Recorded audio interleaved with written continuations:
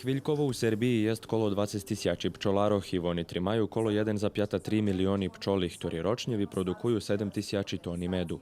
Jeden z problémov, s ktorým še zočujú pčolare, to nepravilné hasnovanie pesticidoch i hasnovanie nelegálnych pesticidoch, co za pošliedok má veľký pomor pčoloch u odredzených častoch roka.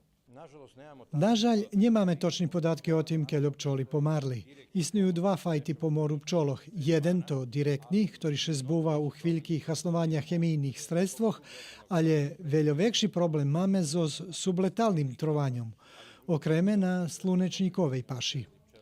Pčoli, ktorí prešloho roku boli na slunečníku, teraz vymerajú.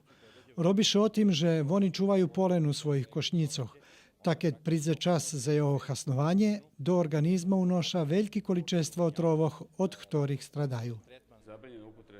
Zabranjené hasnovanje pesticidoh podčas kvitnúca ščitských fajtov ovoci. Nemáme ani jeden preparat, ktorý je registrovaný za hasnovanje u tim periodze, taše preporučuje poljoprivrednikom, že by pirskali pred kvitnúcom i po jeho zakončenju.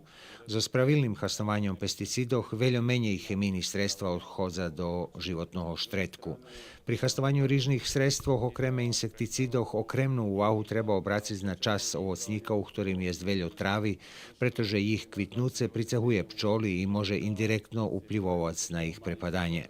Najavené, že toho roku na kadzi rošljiny počnú kľúčkať, fitosanitarna inspekcija bude brať prikladníky zo spoljoh, ktorí potom budú analyzovaní i takže doznah, že kto hasnoval nedošljebození chemijní sredstva. Cilj, že by še zoparli masovni vymerania pčoloh i stvorela rovnováha medzi potrebami pčolároch i druhých poljoprivredníkoch, bo jedni bez druhých nemôžu funkcionovať.